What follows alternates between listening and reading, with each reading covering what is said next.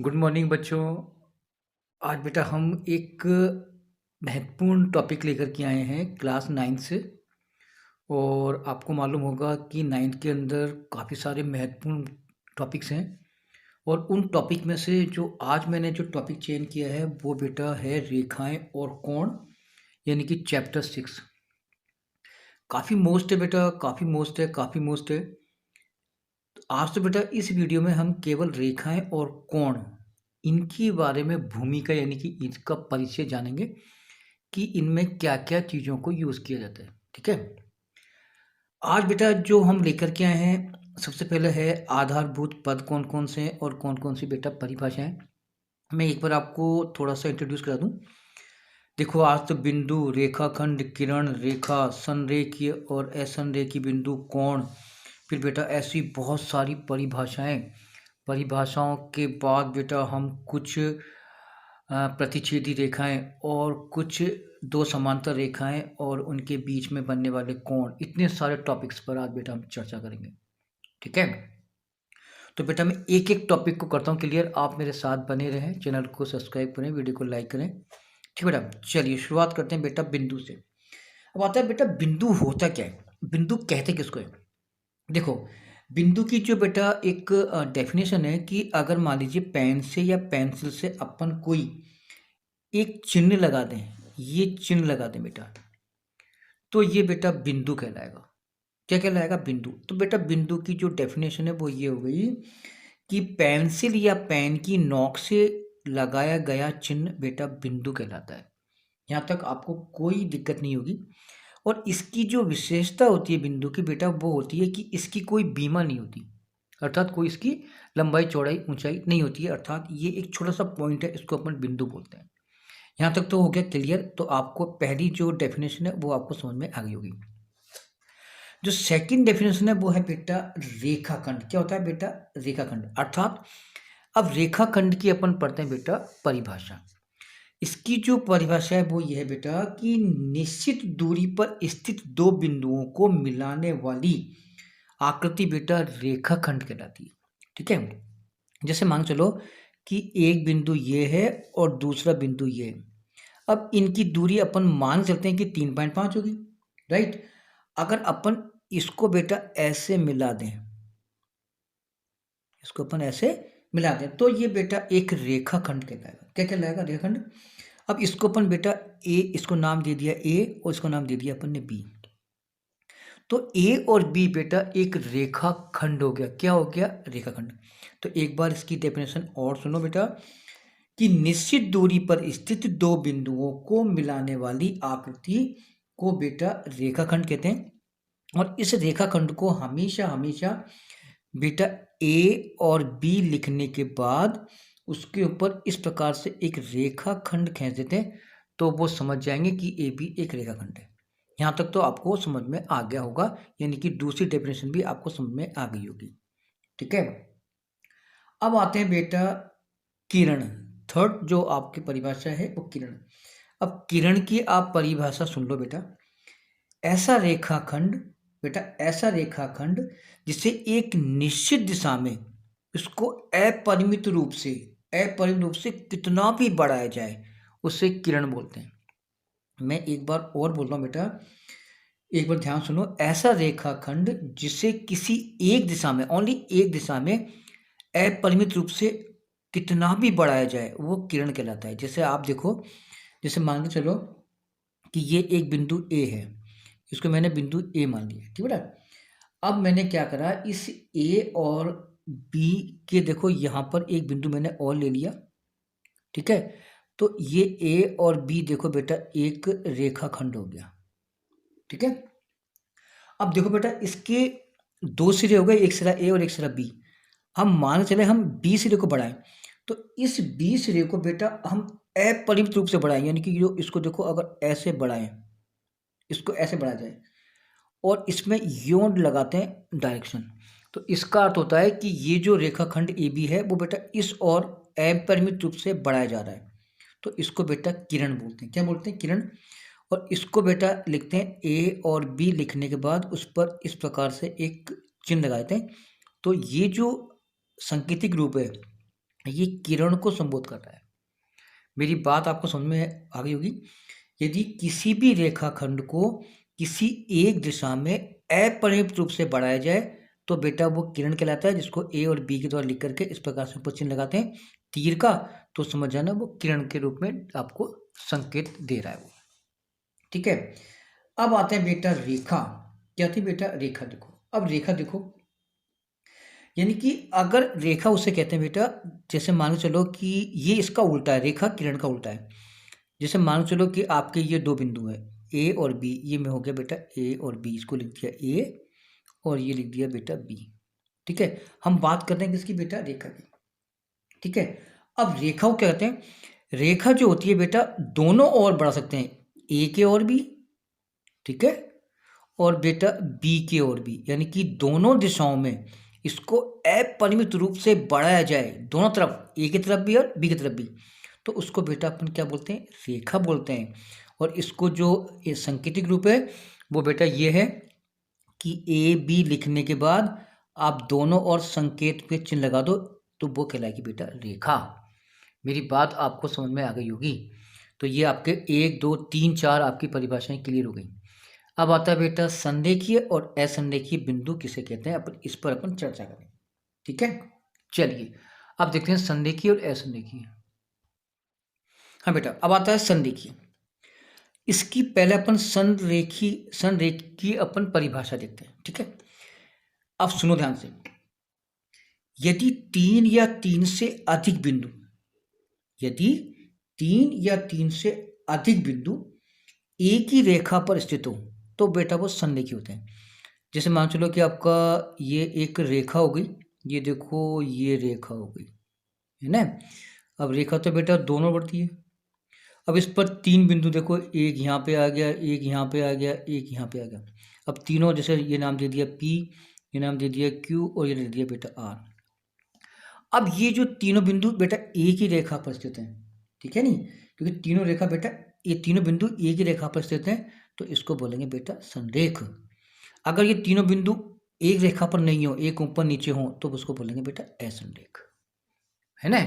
अगर तीनों बिंदु बेटा एक ही रेखा पर स्थित हो तो बोलेंगे संरेख, अगर एक ही रेखा पर स्थित नहीं हो तो बोलेंगे अपन असंरेख। यहाँ तक मेरी बात आपको समझ में आ गई होगी। अब आते हैं बेटा कोण। अब कोण को देखो, कोण का जो होता है प्रतीक चिन्ह होता है, इस प्रकार से इसको लिखा जाता है कोण, तो ये समझाना कोण होता है। अब आता है कि कोण की परिभाषा।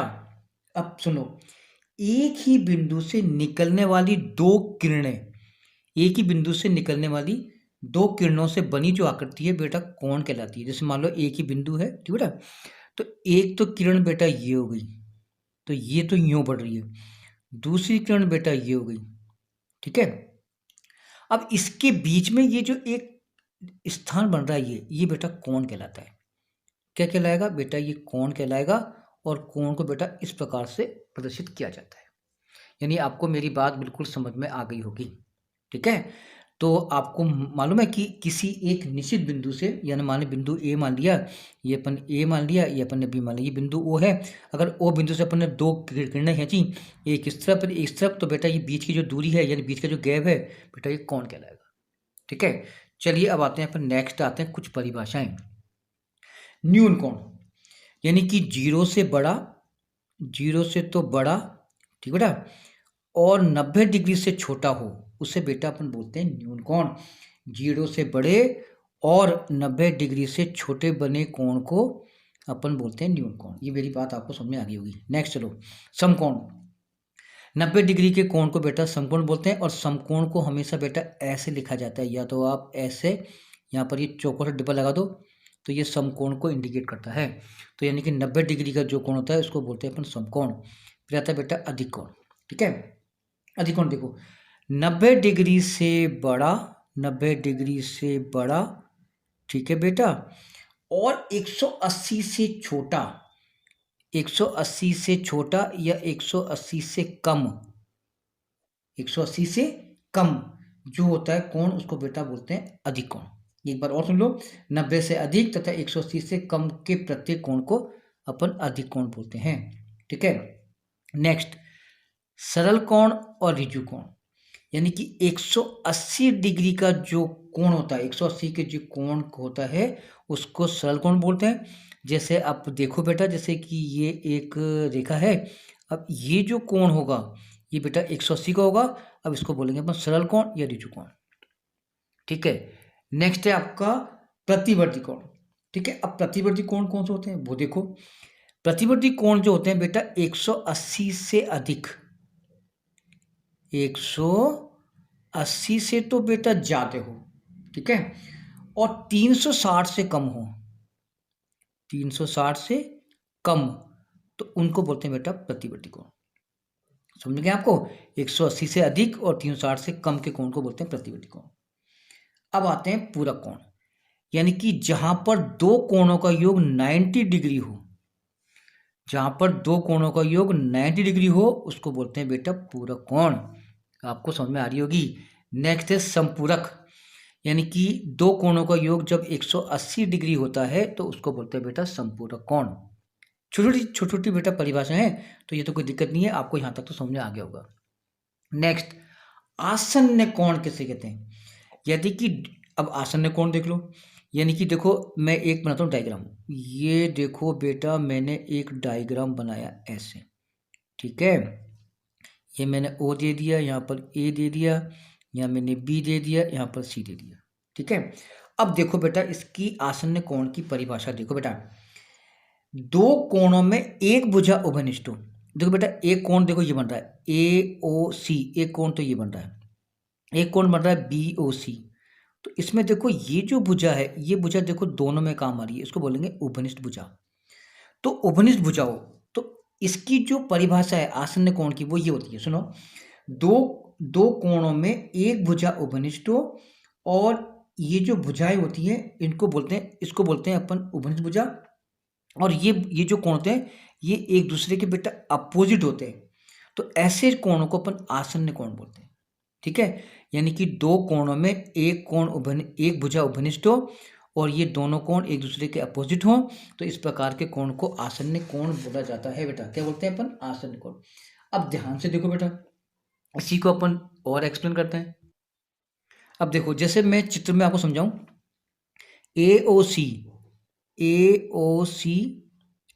एवं बी ओ सी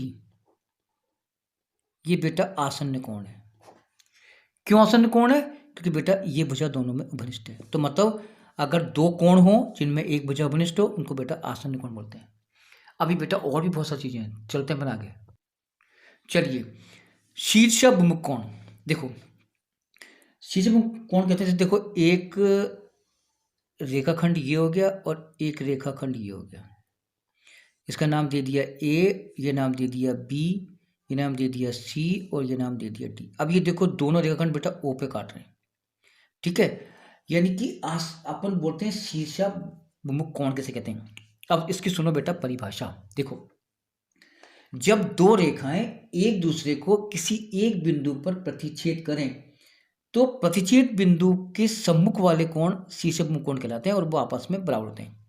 एक बार और सुन लो, जब दो रेखाएं परस्पर प्रतिच्छेद करती हैं तो प्रतिच्छेद बिंदु पर बनने वाले सम्मुख कोण शीर्षाभिमुख कोण कहलाते हैं।